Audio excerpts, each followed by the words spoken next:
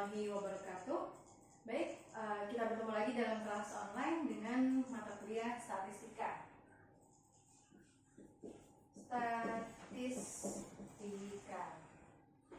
Nah, materi pada kali ini yang akan saya jelaskan adalah korelasi produk momen.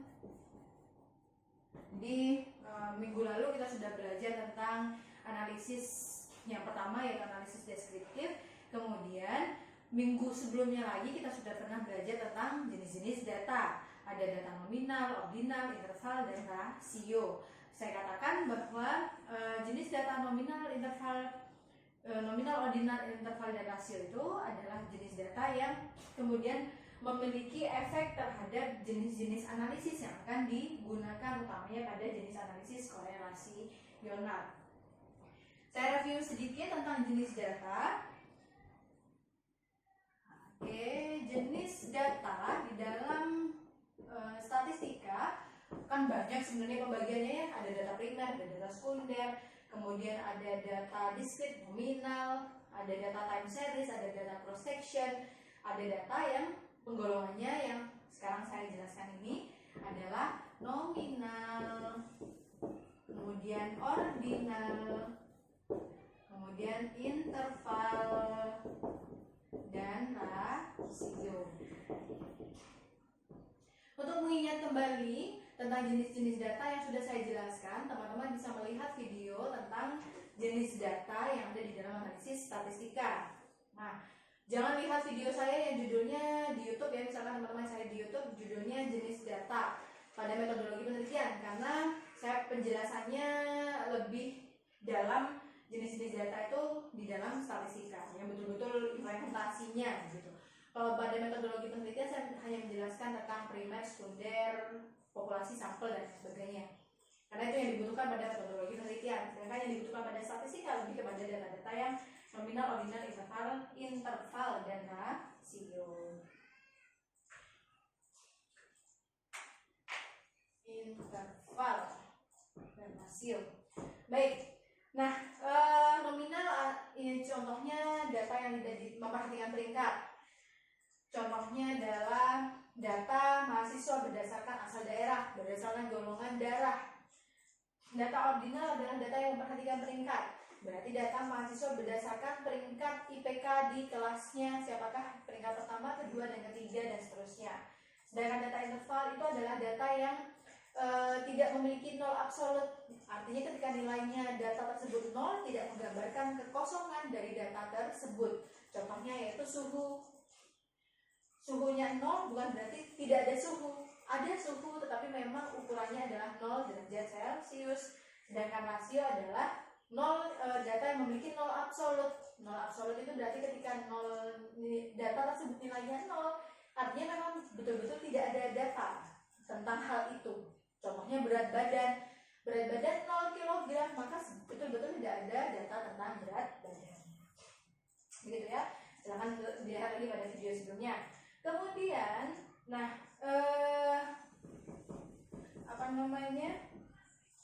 analisis data yang sudah saya jelaskan juga. Silakan teman-teman lihat lagi video saya tentang analisis data. Maka di sini kita akan memiliki analisis data pada statistika. Ada analisis deskriptif, kemudian analisis inferensial. Nah, analisis inferensial ini dibagi menjadi dua, yaitu ada analisis korelasional dan komparatif, gitu ya. Nah, korelasional ini contohnya yang sekarang akan kita pelajari, produk momen. Ada koefisien kontingensi, kita pelajari pada pertemuan selanjutnya. Ada yang namanya poin biserial. Ada banyak lagi ya yang lain, kata-kata. Ada regresi. Oh ya, pada deskriptif yang minggu lalu kita pelajari adalah min, varian, modus, median, frekuensi, IKM, dan sebagainya. Kita tidak bisa kalau kita pelajari semua pada satu semester ini. Kemudian kalau komparatif ada uji T, ada ANOVA. Nah, karena sekarang kita sudah masuk kepada inferensial, yaitu korelasional pada kasus yang pertama product moment, saya akan jelaskan apakah hubungan antara jenis data yang sudah pernah saya jelaskan dengan analisis datanya, sehingga kita akan menerapkannya pada hari ini.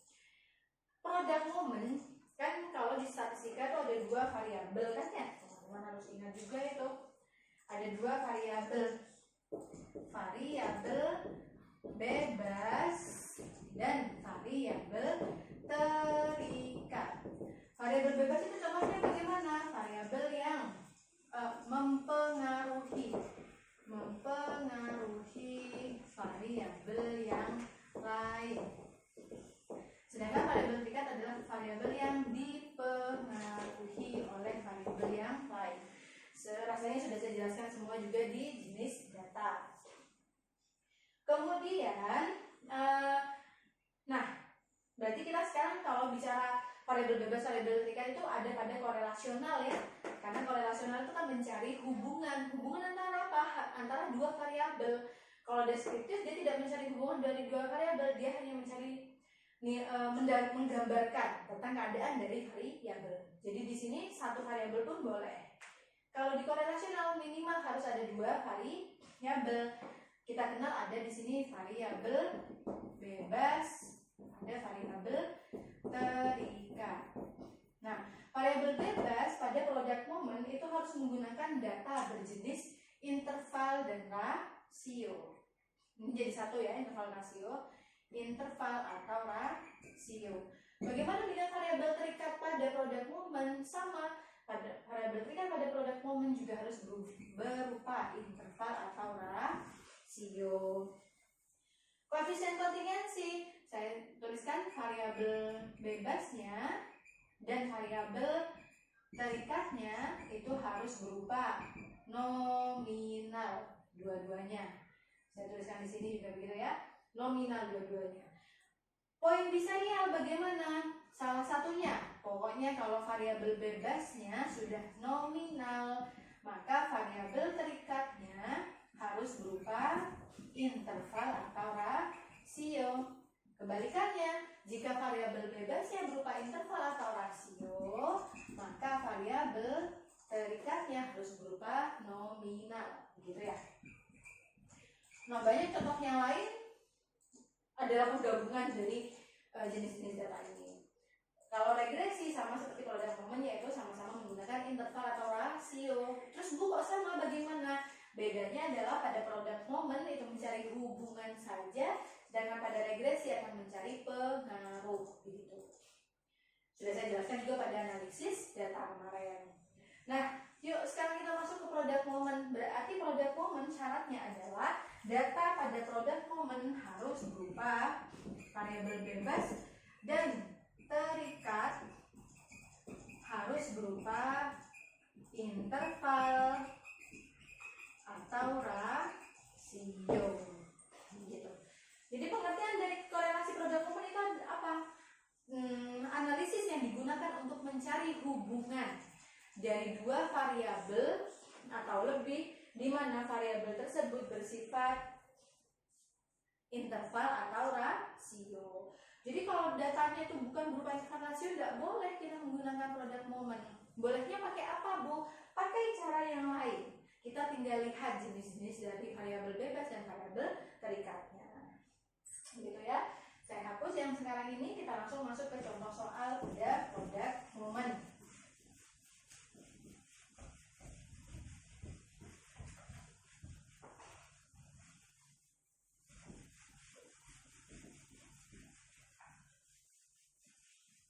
Oh iya, pada penjelasan di kelas saya pernah menceritakan bahwa pada penelitian yang bersifat statistika ini adalah kan penelitian kuantitatif kan ya, pasti analisis statistika digunakan pada penelitian kuantitatif. Nah, penelitian kuantitatif ini datanya harus berupa angka. Nah, boleh datanya berupa kata-kata, kemudian kita olah menggunakan kuantitatif atau statistika. Nah, Bu, kemudian berarti pada penelitian kuantitatif data yang boleh digunakan yang angka. Berarti yang selain angka tidak bisa dong, Bu. Contoh-contoh pada dunia nyata ini yang menggunakan penelitian yang menggunakan data yang tidak berupa tidak berupa angka, itu apakah boleh menggunakan kuantitatif? Boleh, jawaban saya. Karena apa? Data non angka atau kita kenal dengan data kualitatif itu dapat dirubah menjadi data kuantitatif. Bagaimana cara merubahnya? Bisa menggunakan salah satu metode pengambilan data, yaitu angket.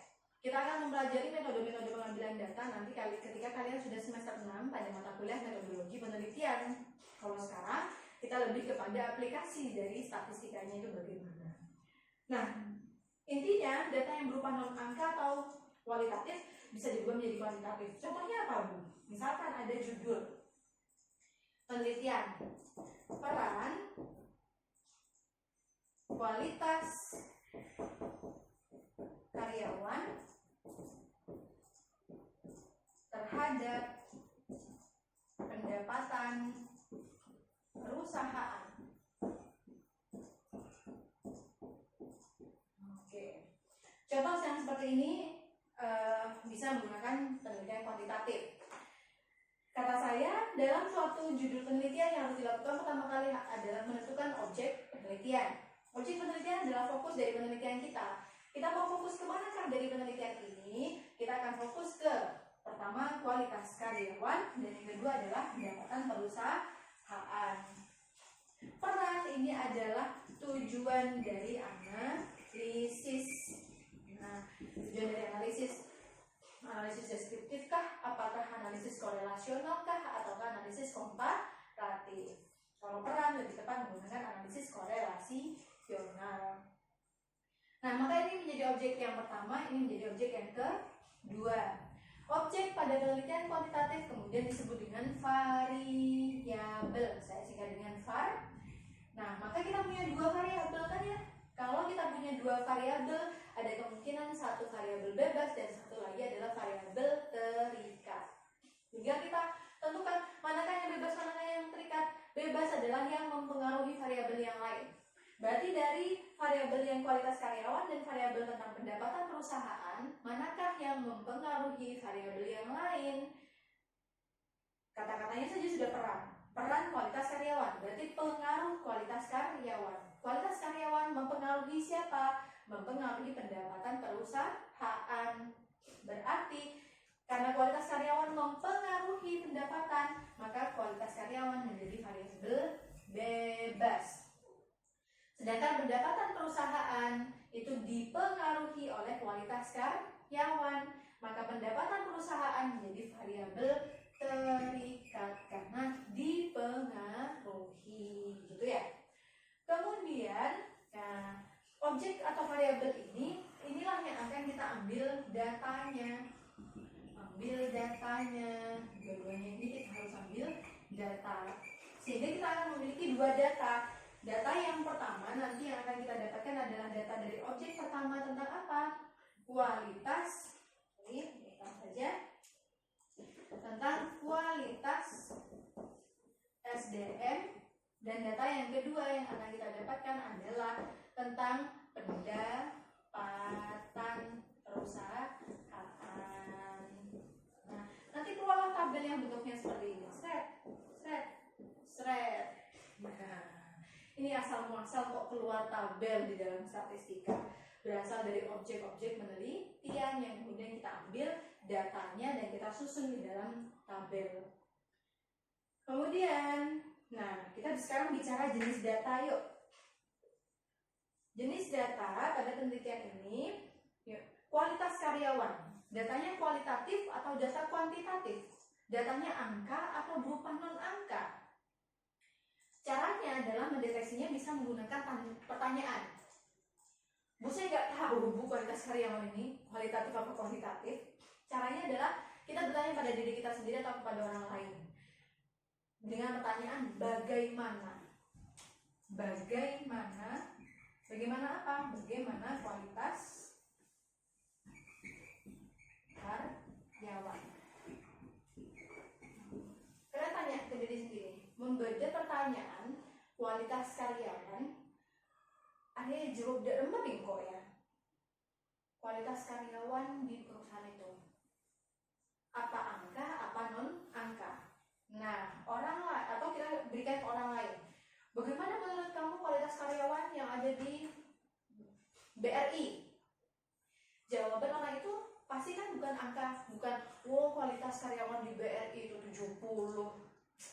Kualitasnya 100 kan kayak gitu ya. Tetapi kualitas karyawan di sana itu bagus, mereka tepat waktu kerjanya, ramah dan sebagainya.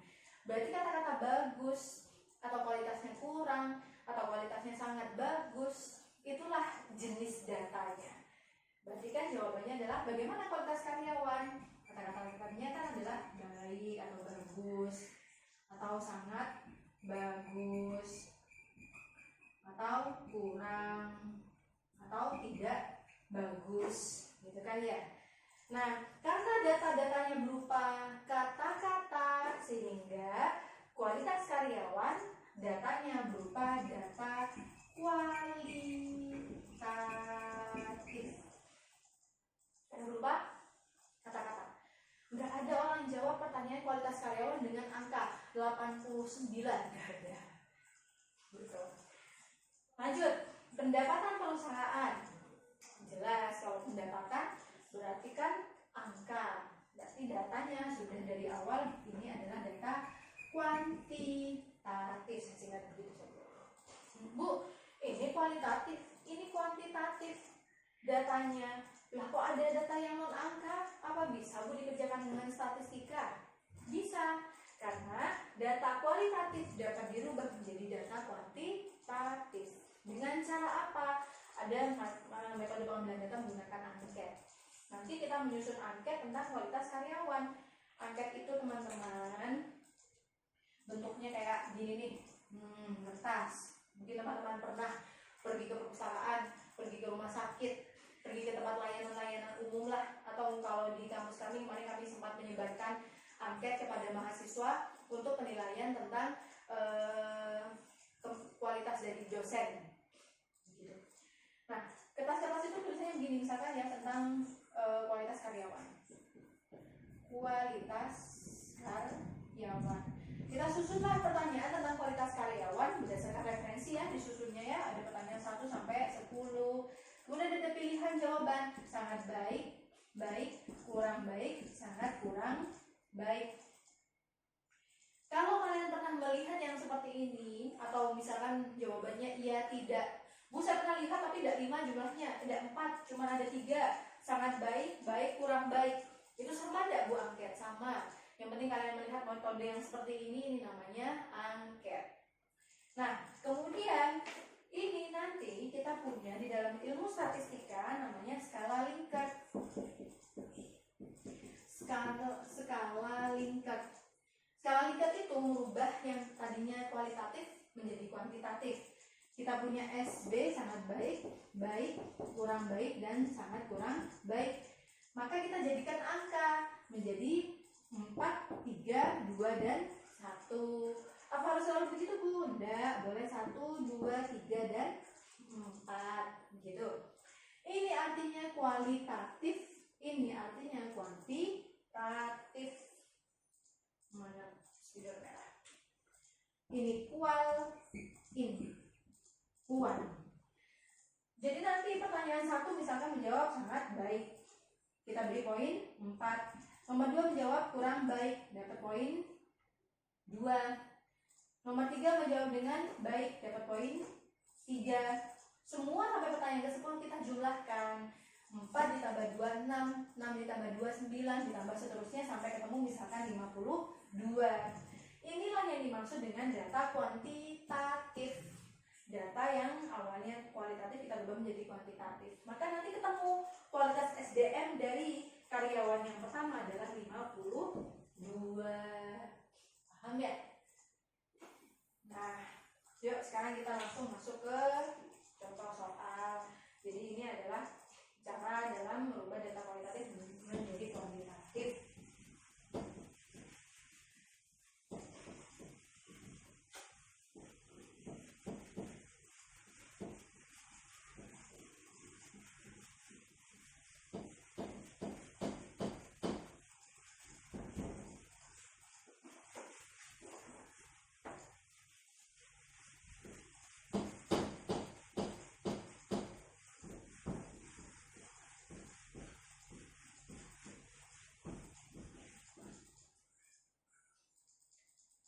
Rumus dari produk momen, di statistika pasti selalu ada rumus kan ya.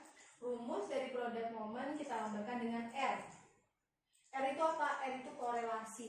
R-nya siapa? R variabel X dan R variabel Y. Oh ya, sorry, variabel bebas itu dikatakan dengan X dan variabel terikat itu dikatakan dengan Y.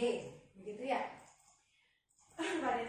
Rumusnya adalah N sigma XY minus sigma X dikalikan dengan sigma Y per akar kurung. Saya buat kurungnya warna merah agar teman-teman lebih jelas.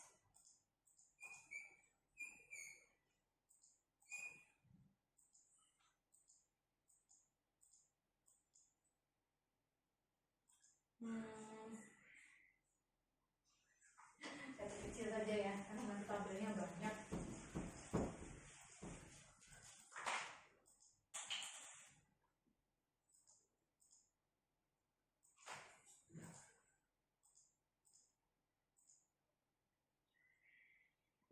N sigma X kuadrat dikurangi dengan sigma X kuadrat.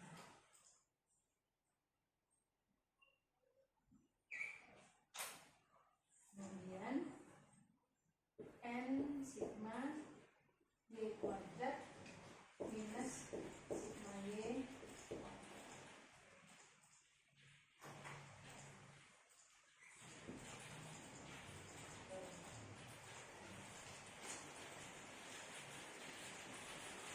Nah, ini adalah rumus dari produk momen. Aduh bu, pusing bu melihat angka, melihat rumusnya banyak. Santai. Rumus banyak itu kita bisa selesaikan dengan cara yang selalu saya tekankan, jabarkan satu persatu rumus yang ada. Misalkan begini, ada suatu soal yang berjudul peran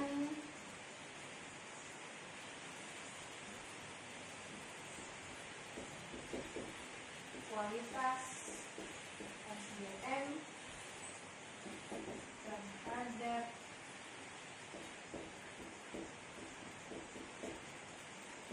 kualitas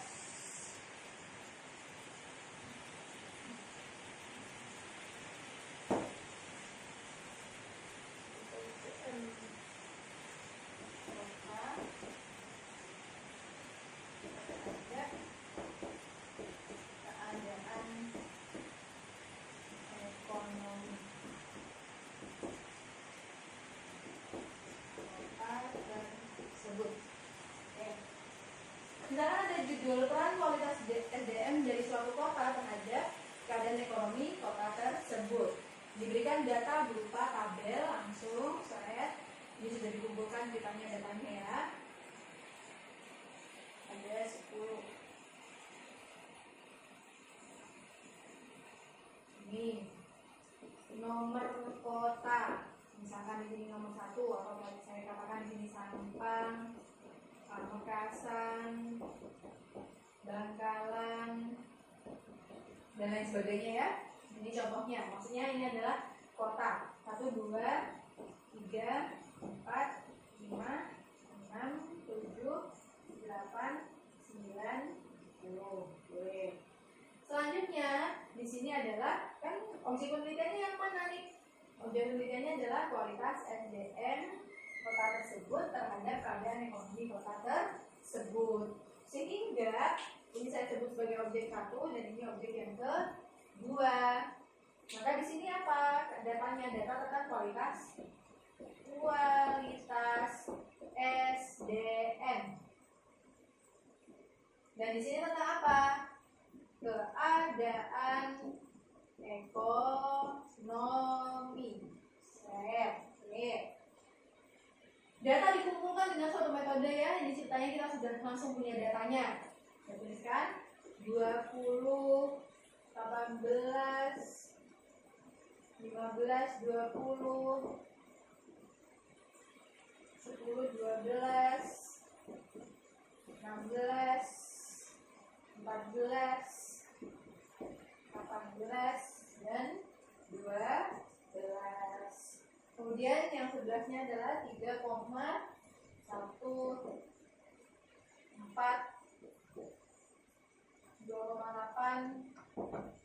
4, 3, 3,6, 4, 3,2, 3,5, dan 4.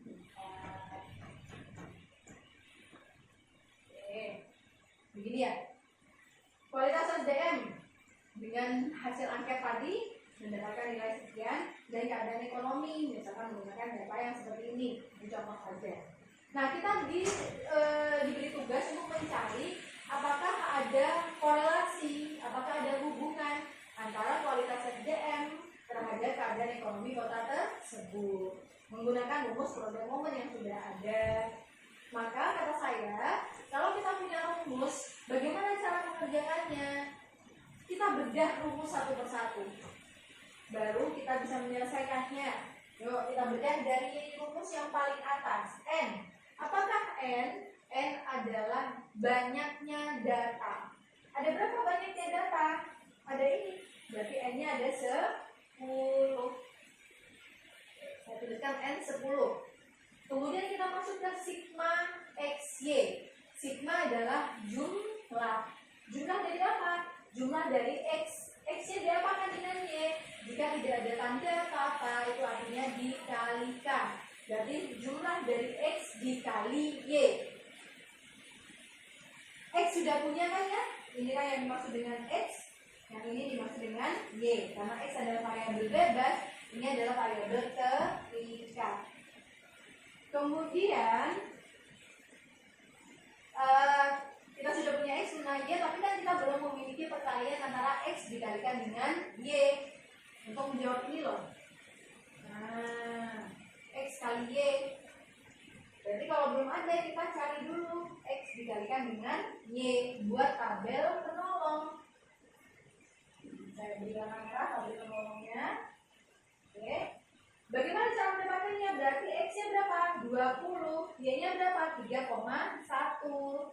Bagi yang masih bingung ya kenapa kualitas SDM X dan kenapa keadaan ekonomi Y, ikuti penjelasan saya sebelumnya tentang variabel bebas dan variabel terikat.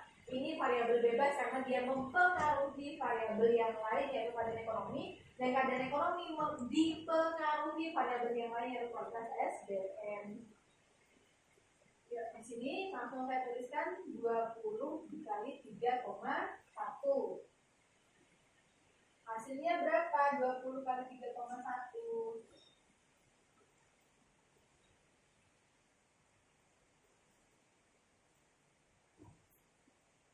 20 kali 3,1.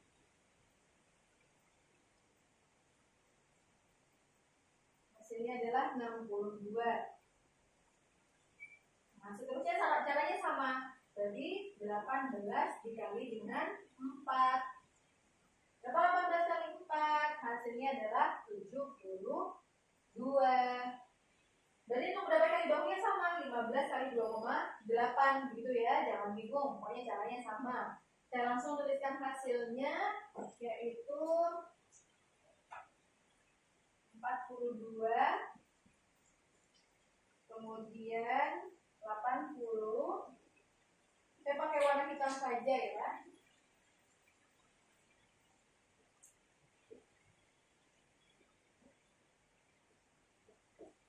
Tapi tabelnya berwarna merah untuk menunjukkan bahwa ini adalah tabel penolong, sedangkan soalnya tuh yang di sebelah kiri yang berwarna hitam. Kemudian di sini ada 30, di sini ada 43,2, di sini ada 64, ada lagi 44,8, kemudian ada 63 dan ada 48, gitu ya. X kali Y sudah ketemu kan ya? Setelah itu X kali Y diapakan? Harus dijumlahkan straight ke depan. Nah, ada perintah sigma, artinya jumlahkan. Bagaimana mencari jumlahnya? Ke bawah kan, ini dijumlah di bawah. Straight. 62 tambah 72 tambah 42 tambah 80 dan seterusnya, sehingga ketemulah di sini sigma dari XY. Sigma XY ketemunya adalah 549. Kelihatan ya? Oke, sebelah sini selesai. Kita pindah ke sebelah kanan. Ada lambang sigma X. Artinya apa? X-nya kita sudah punya kan ya? Yang belum punya adalah sigma X, jumlah dari X. X-nya ini dijumlahkan, berarti 20 tambah 18 tambah 15 dan seterusnya sampai ke bawah. Maka kita akan punya tabel tambahan yang namanya sigma X, yaitu jumlah dari semua X. Totalnya adalah 155. Oke, kemudian ke samping, ini sudah ada. Kita punya Y harus diapakan? Disigmakan. Berarti ini Y harus dijumlahkan. 3,1 tambah 4 tambah seterusnya sampai ke bawah. Ini koma semua ya. Saya terbiasa menulis koma dengan titik. Ketemulah nilai di bawah sigma Y. Sigma Y-nya berapa? Hasil penjumlahan menghasilkan 35,2. Di atas sudah selesai semua dapat, kita ke bawah sekarang. N, ada lagi. N apa? Jumlah data atau banyaknya data. Banyak data berapa tadi? Sudah ketemu 10. Sekarang apa yang kita butuhkan? Ada sigma, ada X, ada kuadrat. Kita kan selalu jalan dari belakang ya. Ada X, kita sudah punya. X-nya diapakan? X-nya dikuadratkan. Sudah punya belum X kuadrat? Belum ada kan ya? Sehingga kita harus membuat tabel baru yang namanya X kuadrat.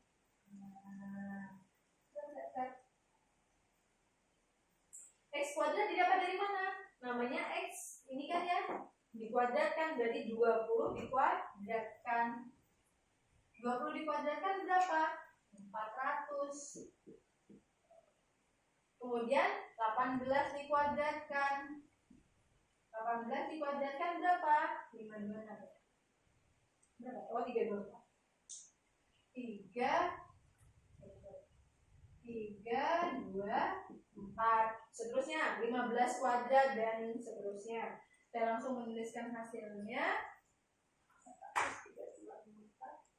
225, 400, 100. Jangan sampai miring ya. Kalau miring bingung nanti. 144.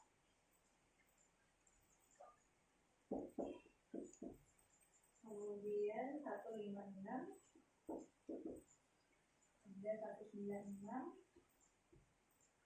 ada lagi 324, ada lagi 14.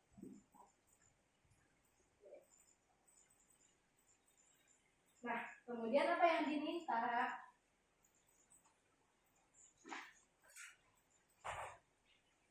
X kuadrat sudah kita cari. X kuadrat diapakan? Dijumlah. Jadi kita kerjakan satu persatu.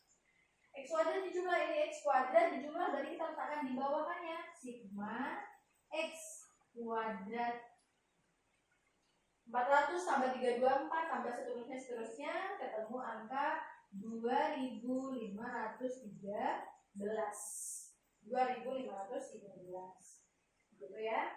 Kemudian kita lanjut ke samping sini. Nah, di dalam kurung ada sigma X. Sudah punya belum sigma X tadi? Sigma X sudah ada tadi kan ya?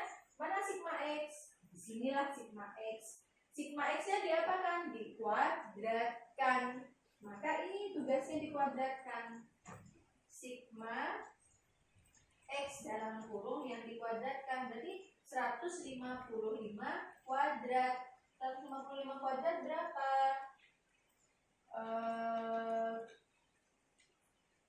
Nanti saya hitung menggunakan laptop ya. Saya komputer lagi.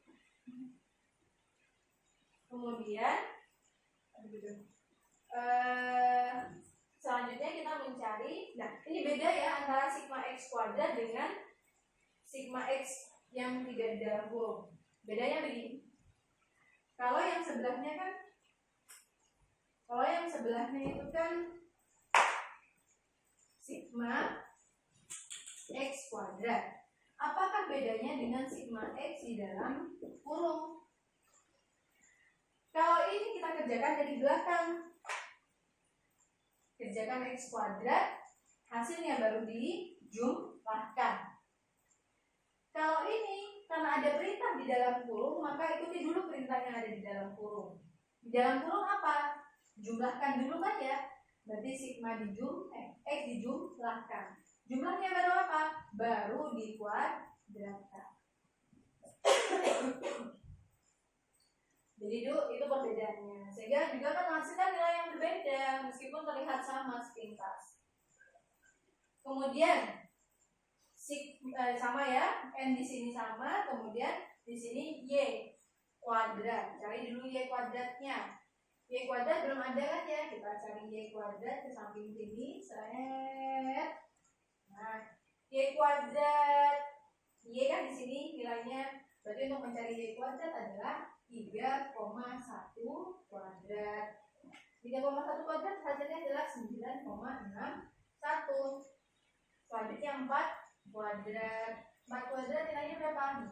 16. Dan seterusnya semuanya ya. Kita akan mendapatkan hasil 7, oke.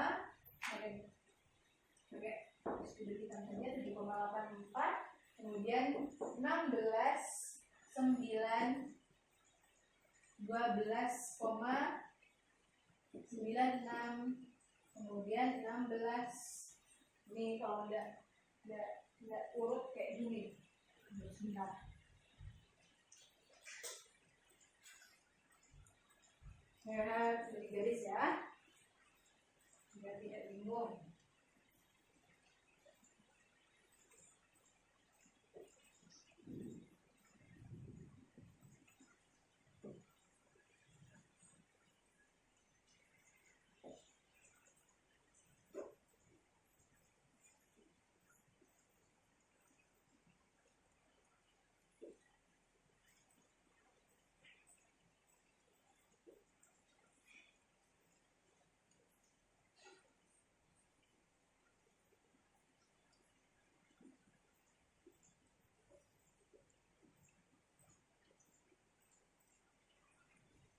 Nah, lanjut di sini 16, kemudian di sini 10,24, di sini 12,25, dan di sini 16 set. Oke. Sigma y kuadrat sudah dapat. Ini nilainya y kuadrat. Kemudian yang perlu kita cari adalah y kuadrat dijumlahkan. Y kuadrat semuanya dijumlahkan. 9,6 ditambah 16 ditambah 7,84 ditambah 16 sampai ke bawah, ketemulah yang namanya sigma y kuadrat sebesar 125,9. Paham ya? Kemudian yang terakhir kita butuh sigma y. Sigma y sudah ada belum? Jumlah dari y. Jumlah dari y, ini y, jumlahnya sudah ada sigma y. Sigma y. Yang belum kita dapatkan adalah sigma y diapakan? Begitu ya. Sigma y yang dikuadratkan. Jadi cari di sini. Sigma y kuadrat. Sigma y kuadrat berarti 35,2 kuadrat gitu. Oke, apakah semua rumus ini sudah kita dapatkan datanya? Sampai terakhir sini sudah semua ya. Nah, kalau semua sudah kita dapatkan datanya, sekarang tugas kita adalah memasukkan semua data-data yang didapatkan ini letaknya sesuai dengan rumus yang dibutuhkan. Nah, yuk kita masukkan satu persatu di sini. Letakkan di samping kanan. N berapa? N 10, banyaknya data. Jadi 10. Tutup kurung biar gampang. Sigma Y, cari sigma Y. XY, sigma Y berarti ke bawah. 5, 4, 9. Tulis 5, 4, 9. Kurangi dengan berapa? Sigma X. Berarti X, mana X? Ini X, sigma X ke bawah. Yang ini ya, 1, 5, 5. Kelihatan? Jadi kita tuliskan di sini.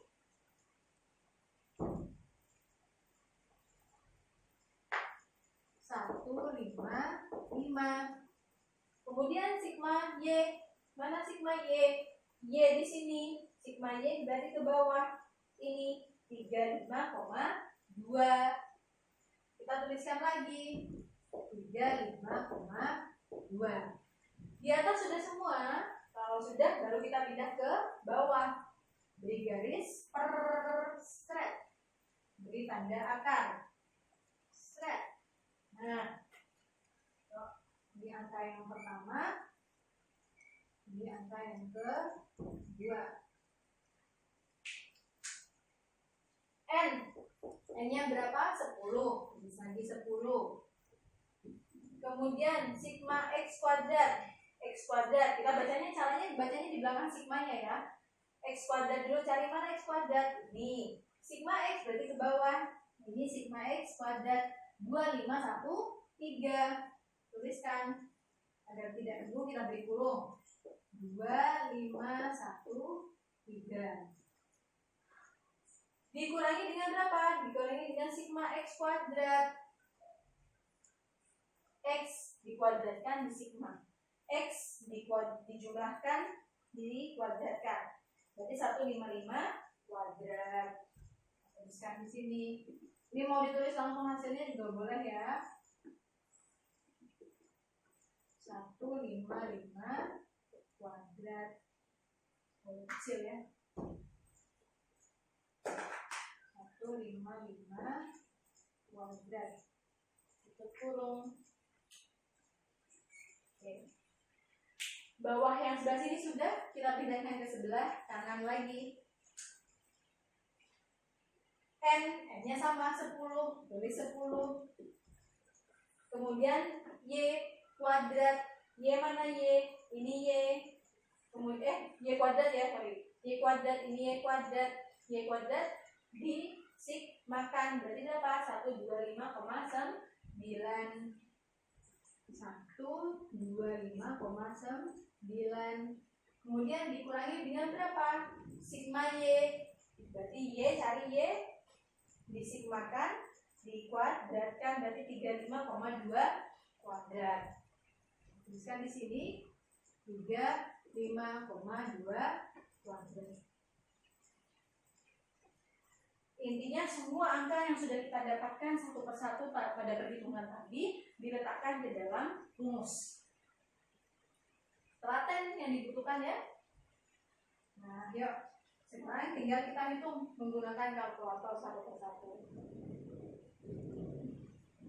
Ini 10 kali 549 langsung dikurangi. Sebentar saya ambil kalkulator dulu ya.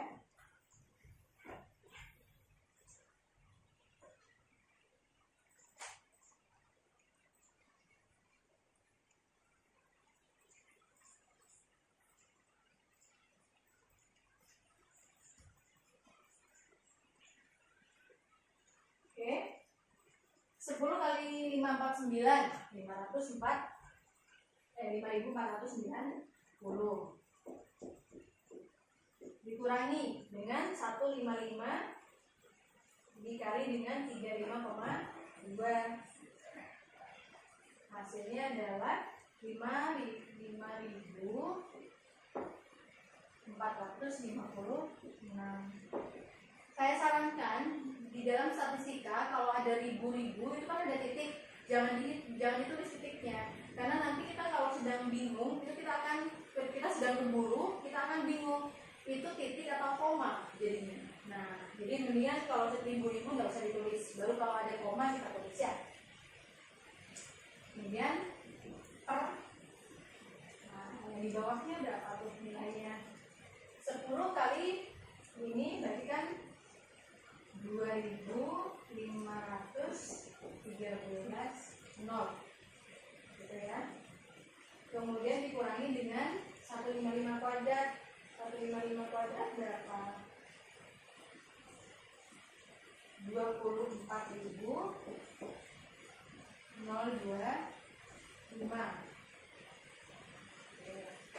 Tempatnya tidak cukup ya. Kalau saya hapus, teman-teman malah kehilangan data. Jadi tidak saya hapus, tapi saya tuliskan ke bawah. Semoga teman-teman tidak bingung. Yang ini ya, maksud saya. Berarti sekarang lanjutannya adalah 1000. Jadi dikali, dapatnya 1259. Dikurangi dengan berapa? 35,2 dikuadratkan. 35,2 dikuadratkan. Kuadrat itu sama dengan dikali 2 ya. Ketemu 1239,04.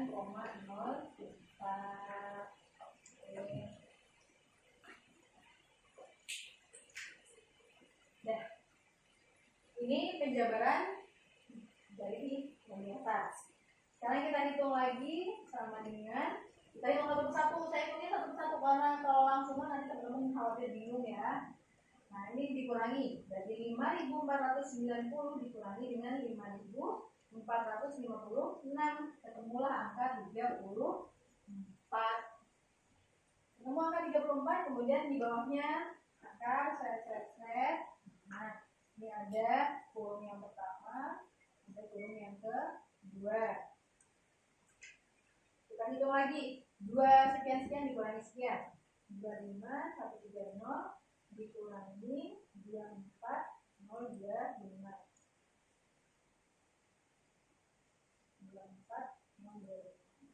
Ketemulah 1105. Kemudian yang ini 125.9 dikurangi dengan 123.9,04, ketemu 19,96. Oke. Nah, yuk hitung lagi 34 set akar yang di dalam kurung di bawah ini kita kalikan ya, karena kalau tidak ada tanda apa-apa itu kan perkalian. 1105 dikali dengan 19,96, ketemunya adalah 2205,8.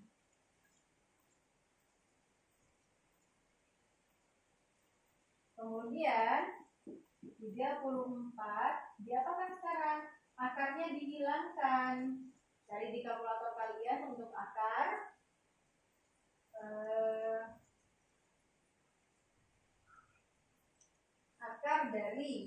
Akar itu yang tandanya seperti rumput ya. Akar dari 2205,8.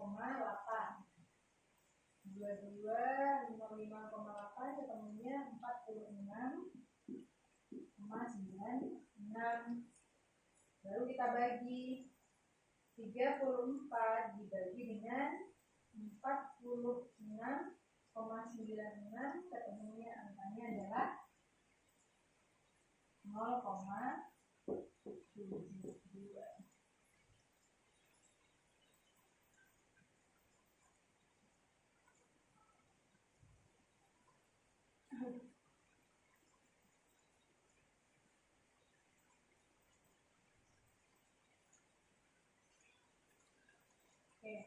Nanti saya coba hitung ulang lagi ya, biar tidak ada kesalahan.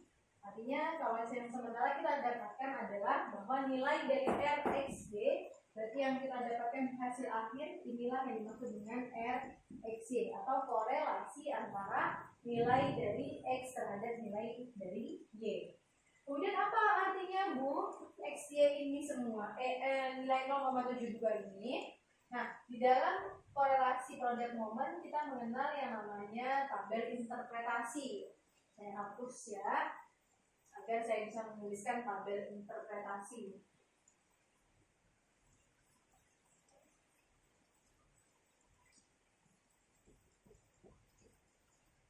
Jika butuh perhitungannya tinggal diulang lagi video saya.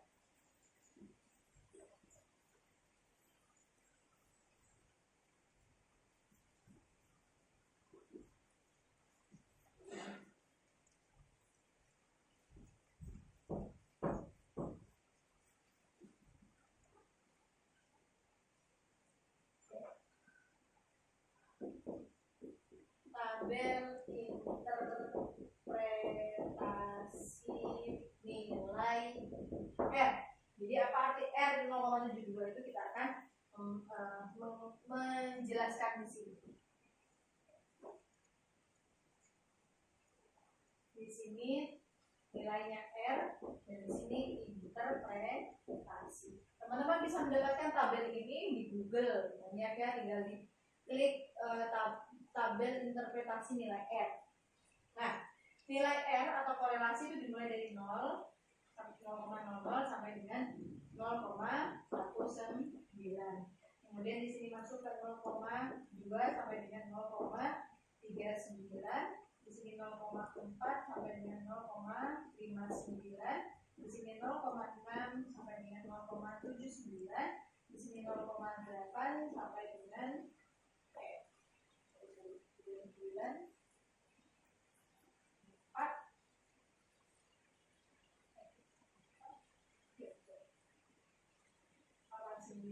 Kemudian di sini 0,99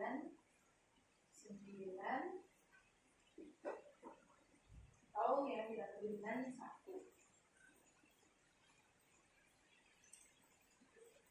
0,9 kemudian 1.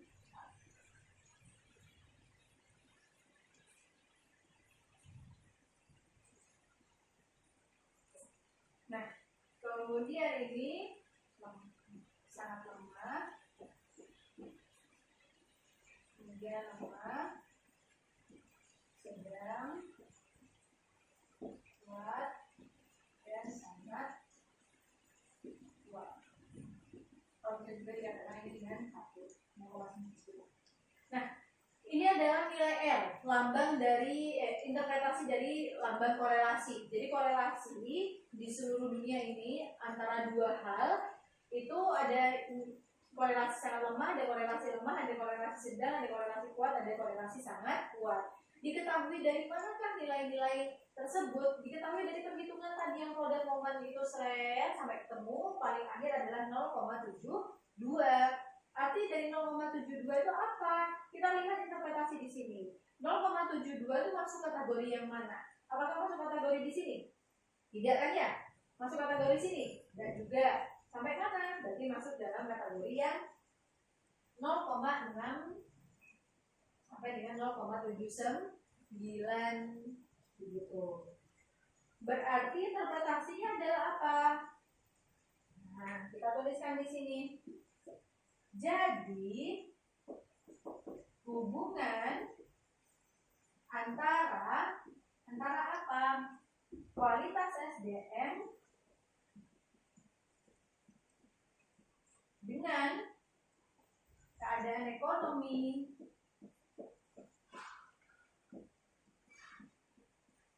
kota itu termasuk dalam hubungan kuat.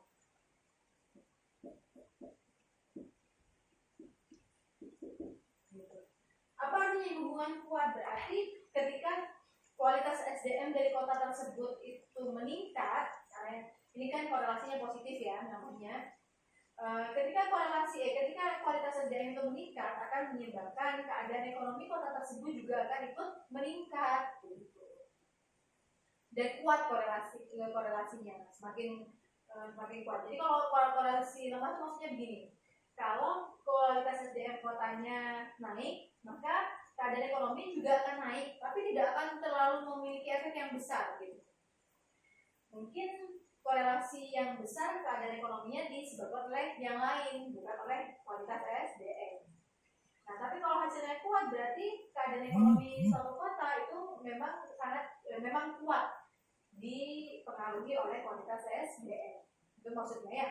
Nah, jadi itu yang saya maksud dengan pada statistika kita punya metode pengumpulan data, kemudian data disajikan dalam bentuk tabel, setelah data disajikan kita analisis, setelah dianalisis kita interpretasi.